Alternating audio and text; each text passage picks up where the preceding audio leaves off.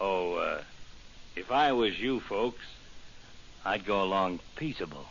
We'll take your advice, Burma, but I won't guarantee that we'll use it long.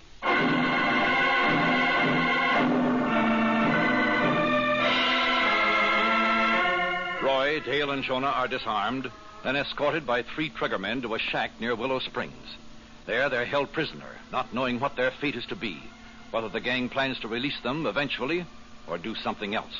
The 3 armed men remain outside the cabin on guard.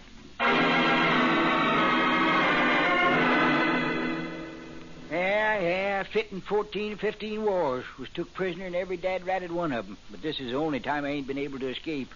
We'll figure out some way. How, Roy, with 3 armed men outside guarding us? Oh, Shaw, I wish Rabbit Head Robbie was here. That's a new one, isn't it? I never heard of him. Well, right name was Private E.E. Robertson, but his head was shaped like a rabbit's, come to a sharp point at the front teeth, you see. Mm-hmm. Yeah, well, sir, me and old Rabbit Head was took prisoner during the East Border War and was put in a cabin, a whole lot like this. I say a whole lot like this, with a guard stationed outside. And just see, you listening, Roy? I'm trying to think about our own situation. Well, now, pay attention to this. May give you an idea. Well, sir, old Rabbit Head, he noticed a knothole in a board at the side of the cabin. Now, on account of his head coming to a point, he managed to get his front teeth clean through this here knothole. Then he waited and he waited. And finally, the guard backed up a little. Oh, no. That was what old Rabbit Head was waiting for. He bit. I say he bit, and he bit hard. Oh, Jonah. Hung on for dear life. The guard struggled and fought and dropped his rifle. Well, sir, that was just what I was waiting for. I run out and grabbed the rifle and slugged the guard. Then you and Rabbit Head escaped. Well, I did. You did? Yeah, it was a sad thing about poor old Rabbit Head. He got his pointy face wedged into that knothole. We couldn't get him out. But what happened to him? Well, we shipped him and the plank to a tree surgeon, but Rabbit Head starved to death before he got there. Oh, Roy, we're wasting our time listening to this. Starved to death, and then was buried with full military honors, including a bugler. You see, Rabbit Head always wanted to be a bugler himself, but every time he tried, the mouthpiece would get stuck.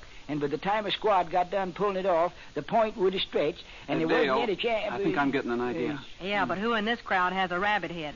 Well, Burma and Harris were talking about Marshal Weber back at the place. It sounded to me as though Weber was tied in with this gang some way. Hey, that could be.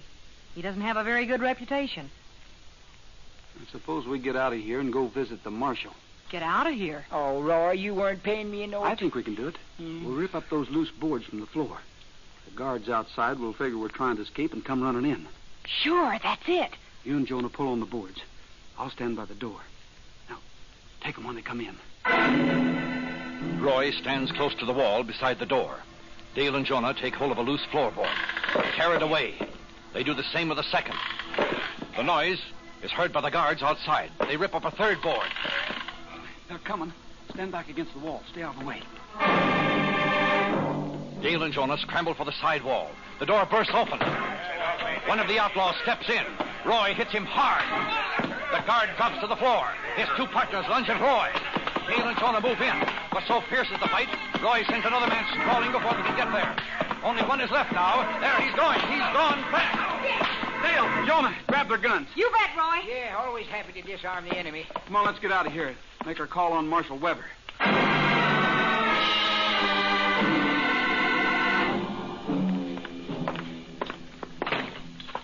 Well, Rogers, this is a surprise and an honor. It's a long time since you paid me a visit. You know Dale, don't you, Marshal? Indeed I do. The prettiest girl in the country, I always called her. How do you do, Dale? All right, up to now. And this is Jonah Wild. 62 years in the Army, private soldier all the way. This is just a social call, I take it, Roy? Well, not quite, Marshal. You're expecting some visitors, aren't you? Visitors?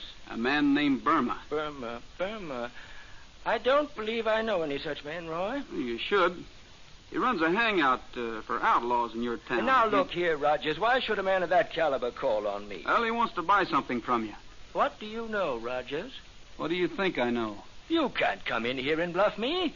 I'm perfectly innocent of any wrong. Who accused you of anything, Marshal? You did? You... No, I didn't. Perhaps I misunderstood what you said. Burma's to receive some money from a convicted rustler named Dick Harris. He's to hand that money to you in exchange for something that Harris wants very badly. You've been misled, Rogers. The thing Harris wants to buy couldn't be evidence you've got against him, could it, Marshal? Evidence that would send him back to prison? No, Rogers, this is my office. A business office. I'd rather you didn't wait here. I'll have to arrest you for disturbing the peace unless you leave immediately. Well, Marshal, I made a wild guess, but it seems to have been a good one. Come on, Dale, Jonah. We will get out of here. Three Rivers might not be a safe place for you, Rogers. I think we both know where we stand now, Marshal. Yeah, never knowed there was so much fighting outside the army. Go across the street, Dale, Jonah. What for, Roy? We'll get our horses and ride around the block so you'll think we're gone. Then we'll come back and wait in the general store. Marshal Weber is expecting Burma. If not, he wouldn't have been so anxious to get rid of us.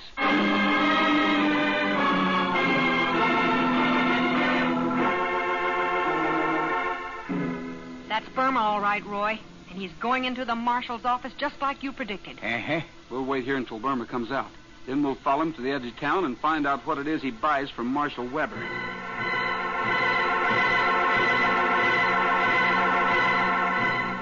Burma's coming out. Let's get on his trail. Burma! Rogers, how did you...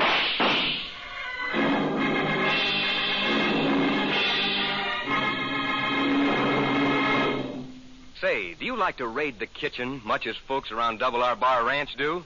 Well, you know what the cook out there discovered? Folks love to nibble on Post Sugar Crisp right out of the package. Just like candy. That's right, it's that good. And of course, Post Sugar Crisp was just made to brighten up breakfast. Just pour it into a big bowl with milk or cream. You don't need sugar. That delicious candy-coated puffed wheat is just sweet enough. You'll love it served the same way between meals, too, as a special snack or just before bedtime. Yes, Post Sugar Crisp is fun to eat all day long. There's lots of wholesome goodness in Post Sugar Crisp, too. It gives you wheat for nourishment, the sugar and honey coating for quick energy. So, how about it? Have you tried Post Sugar Crisp yet? Look for it at your grocer's in the giant or regular size red, white, and blue package with the three little bears on the front. Sugar Crisp, one of the famous triple wrap Post cereals. Guaranteed fresh or triple your money back.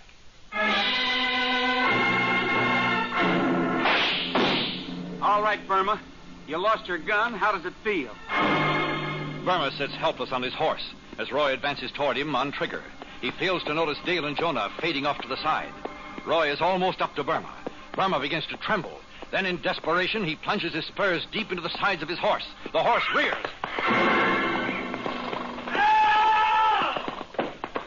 Yeah, I got him, Roy. Good work, Jonah. Yeah, I wished I'd have had my saber instead of a rope. I'm glad you used a rope, Jonah. He's in better condition for talking. Burma, we want to know what it was you bought from Marshal Weber. Just a gun and a hat. Nothing else. Gun and an old hat. We'll go back with you and be on hand when you turn him over to Dick Harris.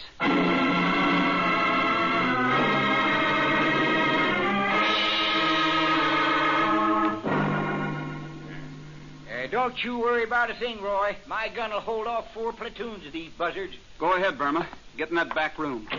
Rogers, what's he doing here? Shut the door, will you, Dale? Right, Roy. This hat and gun belong to you, Harris? No. I never saw him before. We want you anyway.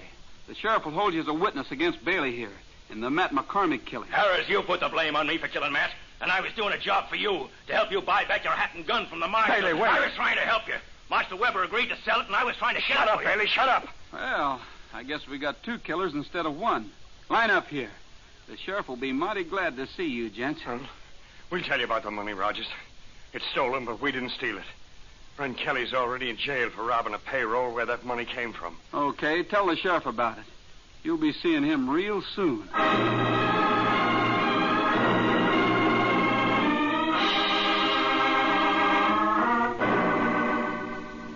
That's mighty bad for Three Rivers to realize they've had a crooked marshal all this time. I reckon they knew it, Dale, and they're really glad they found a way of getting rid of him. Of course, now, if Jonah here had lived in Three Rivers, He'd have found a way long before this, wouldn't you, Jonah? Yes, sir, Roy. I'd have took an example from 3 Feet Sealy Haggerty. Mm-hmm. Yeah, you see, 3 Feet wasn't his right name. We just called him that because he had 3 feet. I see. Here we go again, Roy. Well, sure, old 3 Feet heard about a crooked supply. No, officer. sirree, Dale. I'm not He going to said- listen to it. I'm hungry. I'm going in and have supper. Hey, Jonah, why don't you tell it to Trigger? He's a good listener. Besides, he has 4 feet. All right, Dad Rabbit, I will. Trigger, this feller had to... Oh, Shaw, Roy. Drifting along with the tumbling tumbleweed. I'm a roving cowboy. Cowboy, Riding all day long. work hard all day. Tumbleweeds around me. Tell me Sing their lonely song. the lonely Nights night. underneath the prairie moon, I ride alone and sing a tune. See them tumbling down, pledging their love to the ground. Lonely but free I'll be found, drifting along with the tumbling tumbleweed. Cares of the past are behind, nowhere to go but I'll find just where the trail will wind, drifting along with the tumbling tumbleweed.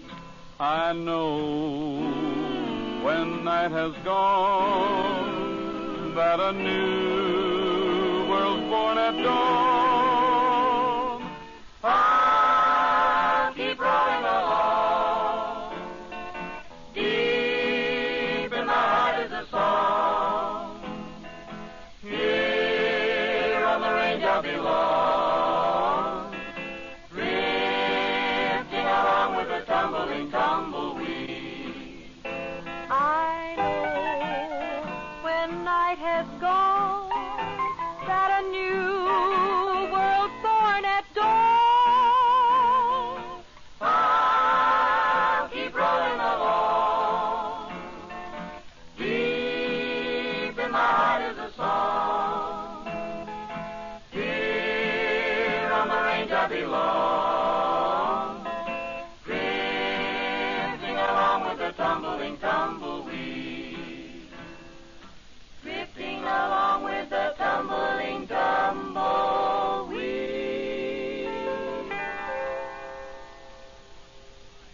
That's all for now, folks. This is Roy Rogers saying to all of you, from all of us, goodbye, good luck, and may the good Lord take a liking to you. See you next week. Happy trails to you until we meet again. Happy trails to you.